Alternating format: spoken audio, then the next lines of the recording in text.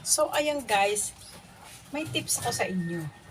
Pag ganito magsampay ka ng sapatos guys, yan, hindi matutuyo yan kasi magtutulo yan dito. Yan dito. Kaya ito ang dapat gawin para madali matuyo ang sapatos.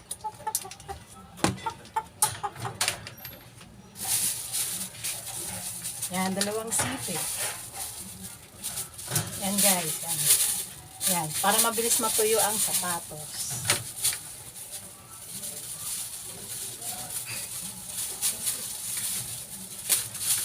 Oh.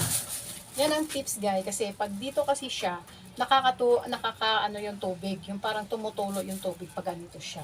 O di mabilis matuyo ang inyong sapatos. Tips yan guys, di ba? Amazing. Ganda pala nito. Masubukan ulit. Isa lang yung dinemo ko. Yan. Yan guys, ang tips. Thank you for watching.